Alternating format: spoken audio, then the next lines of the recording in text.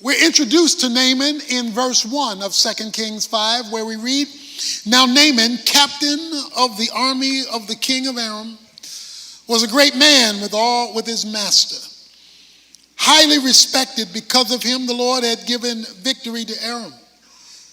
The man was also a valiant warrior, but he was a leper." This man's resume was impeccable. Everything about him said success. Like a 5-star general, he led the army, and he was very successful in battle. They viewed him as a great man. He was highly regarded in society. It says, but he was a leper. Leprosy in biblical days was a skin disease. It was a disease of the skin that slowly spread, bringing about lesions, sores, and ultimately deformity and death. For leprosy was an incurable disease. In spite of his education, he's a leper. In spite of his notoriety, he's a leper. In spite of his financial success, he's a leper. In spite of rewards, plaques, accolades, and recognition, he's a leper. Because leprosy affected all of you, things are popping out on your skin, they're eating your skin away. Slowly and surely, you know something's wrong with him. It not only affected Naaman physically because of the breakouts all over his skin that was eating his flesh alive, it affected him relationally because leprosy was a communicable disease. It was contagious. So if you got too close to him, you could catch it.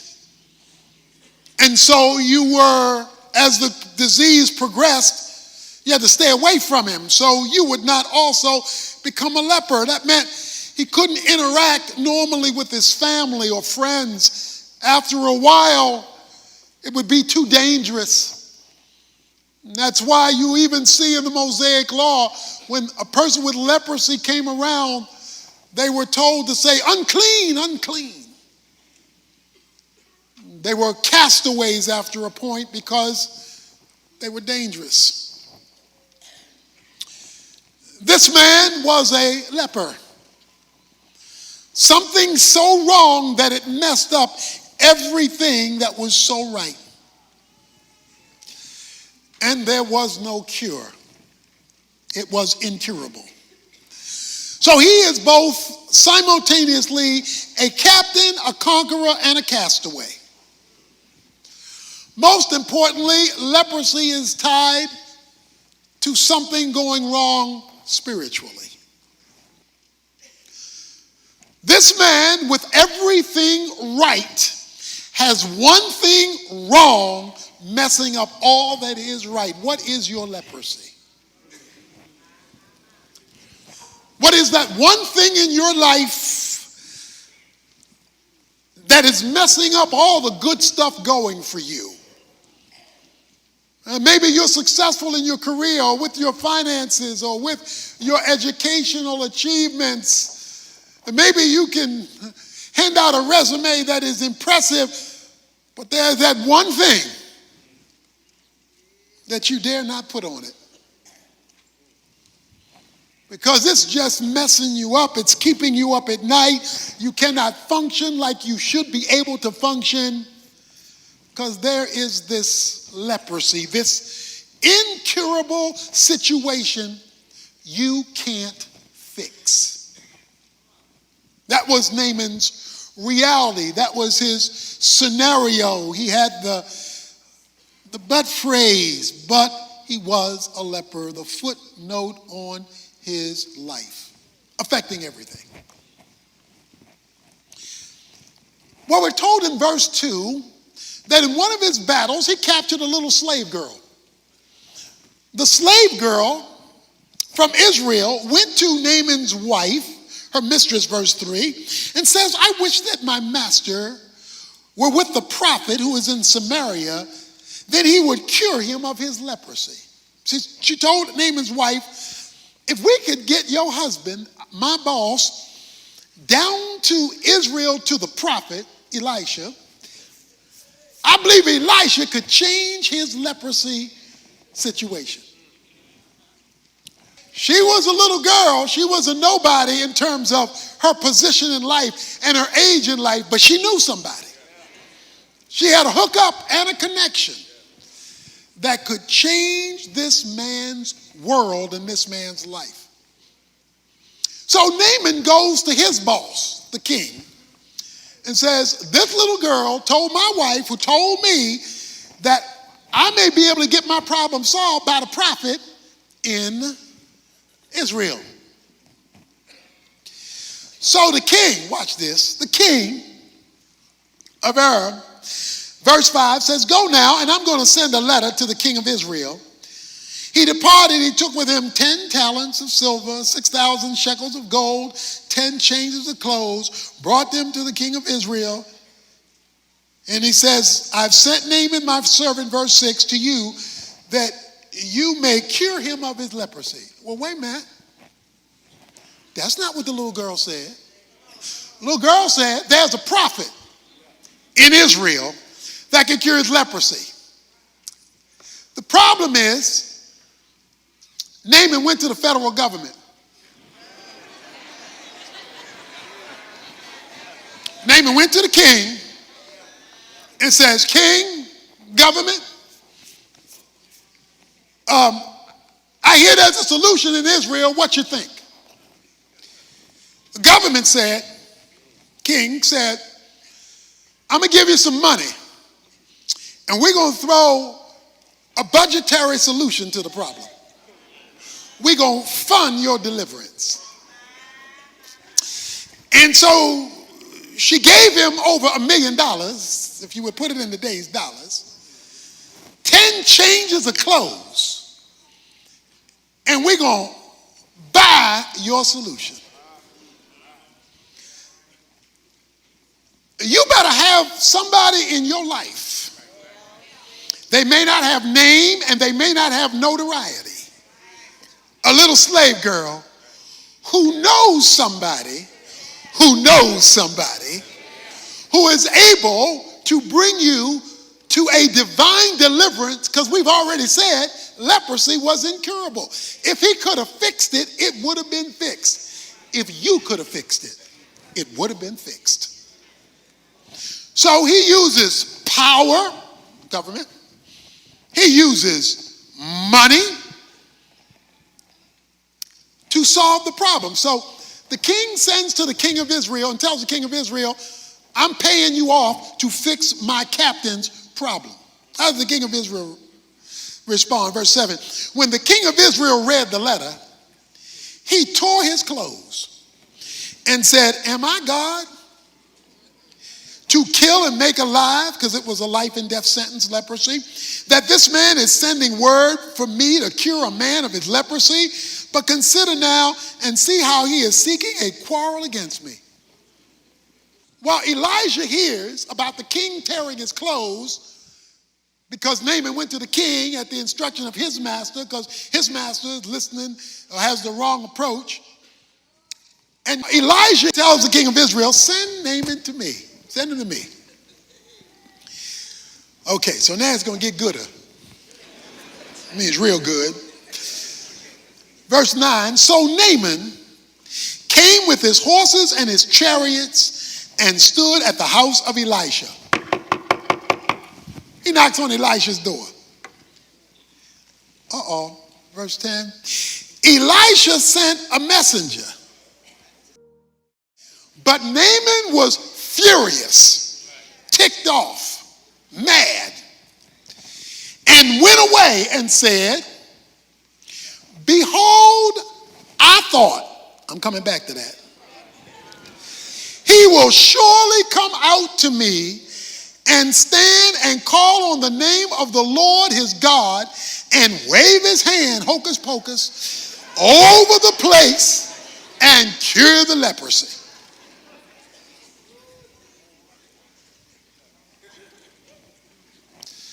The end of verse 12 says, he went away in a rage. Because he said, are not Abana and Pharpar, the rivers of Damascus, better than the waters of Israel? Could I not wash in them and be clean? Turned away, ticked off. I am not just Naaman, I'm Captain Naaman. Elijah, you don't know who you're dealing with here. So, he says, there are two rivers in Damascus. Verse 12. They got these two rivers in Damascus, and they got clean water. Wait a minute, Naaman, let's get something straight. Didn't you come here because you dirty? I mean, you got all this pus coming out your skin. You got all these sores on your skin. You came here because you dirty. So watch this. The reason why Naaman had issues with the Jordan is because he didn't understand the Jordan. See, for him, it was a dirty river. But for Elisha, it was the place where God did miracles. It was Joshua with the priest stepping in the Jordan that let the folk flow over on dry land. It was Elijah and Elisha at the Jordan where miracles took place. If he only understood the Jordan, then he would have seen more than mud and more than dirt. He would have seen that's the place where God shows off. But see, if you don't know where God shows up, you're going to bring your edumacation. You're going to bring what your professors say and think. You're going to bring what the world's perspective is. Well, if it was that good, you wouldn't be incurable. It would have been dealt with a long time ago. Yeah, God lets us be in situations that no man can fix so that you got to deal with him on his terms. So his servant comes to him and says, verse 13, my father, had the prophet told you to do some great thing, give him another million, give him this, give him that, would you not have done it? How much more than when he says, go wash and be clean? If he'd have given you something hard, you'd have gladly gone and done it. He'd give you something easy, and now you're going to fuss and cuss and get mad at the prophet. So, verse 14, he went down and dipped himself 7 times in the Jordan. Watch this. According to the word of the man of God. And his flesh was restored like the flesh of a little child. And he was clean. Don't let your dignity keep you from solving your problem. Until obedience has been completed, you cannot expect a supernatural incursion into your circumstances to calm it, correct it, and reverse it to whatever level the sovereign will of God will allow for. What you and I must do is stop arguing with God's word. What is your leprosy? I want to tell you now, related to whatever deliverance God is going to give you for that thing that will not go away, that until you adopt, we adopt radical obedience. That's obedience to the end. Even to the point of rejecting our own perspective or that of our friends. You'll not see God. His flesh, verse 14, became like the flesh of a little child. Whoa. Okay, don't read that too fast. Wait a minute. He came to be delivered.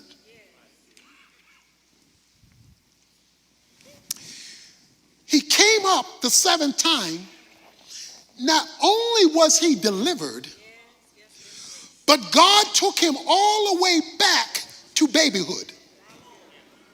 He got delivered and restored. God reversed that thing. It took him, this is a grown man, and it took him to the day he came out of his mother's womb as a child or an infant. God is so powerful. Not only can he cure what's been a problem for years, he can take you back before it was a problem at all. That's called exceedingly abundantly above all you can ask or think. It says, he's saying, heal me. God says, I'm going to make you like a little baby. He was healed physically, but he was also healed spiritually. How do I know that? The middle of verse 15, because he says, but now I know there is no God in all the earth but in Israel. Oh, now I know. Okay, my man had changed his statement. A few verses earlier, he said, I hope that his God would deliver me. But now, Elijah's God has become Naaman's God.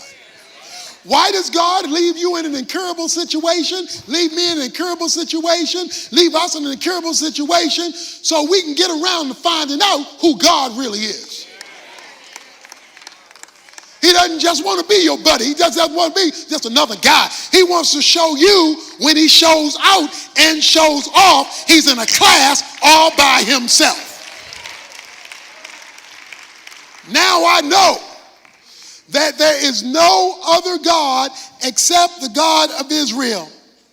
Verse 17, if not, please let your servant at least be given 2 mules load of earth. For your servant will no longer offer burnt offerings, nor will he sacrifice to other gods, but to the Lord. Ooh. He said, watch this. The dirt I didn't want to go down in, Jordan, I want 2 loads of it and 2 mules. Because I'm carrying this dirt back with me. Because on this dirt, I'm going to build me an altar so I can worship the only true God. I'm taking my blessing with me. Everywhere I go, I'm going to make a pile of dirt. I'm going to set up my altar and I'm going to worship God. Because guess what? When God delivers you like this, when he takes away your leprosy, when he reverses something that's been messing with you for days, months, years, and decades, and you come to see this is no joke. God is no joke. He can meet you in your deepest hole, reverse you back to a baby status. You're going to want that God every place else you go.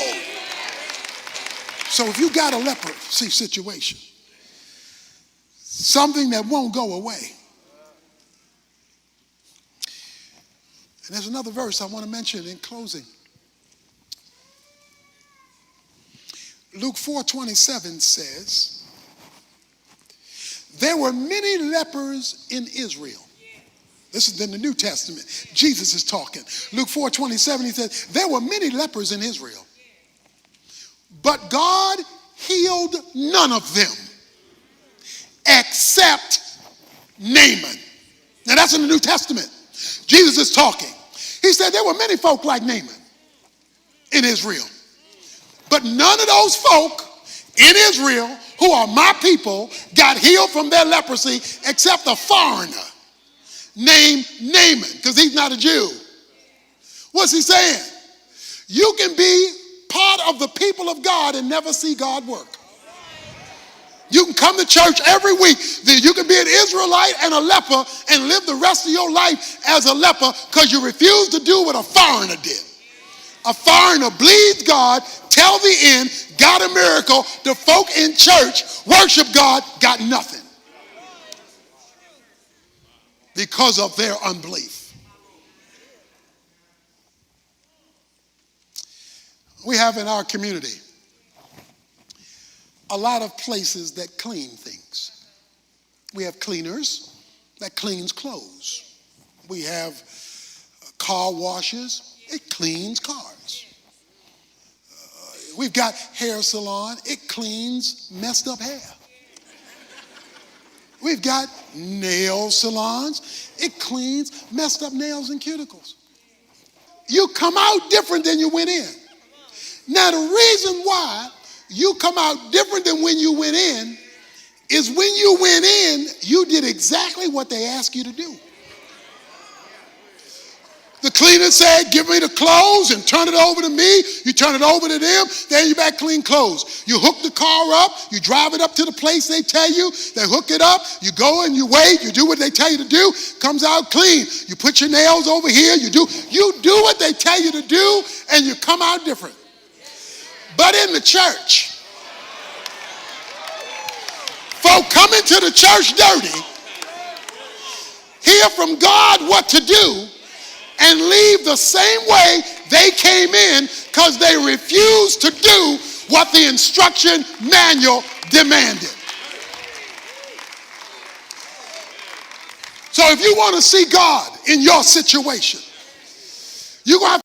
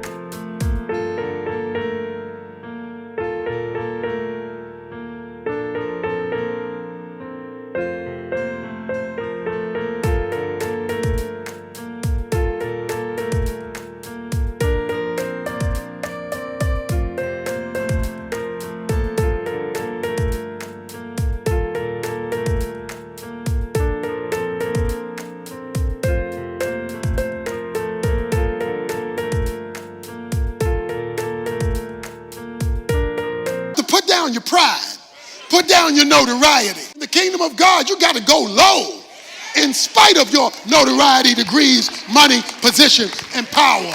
You got to humble yourself before the mighty hand of God.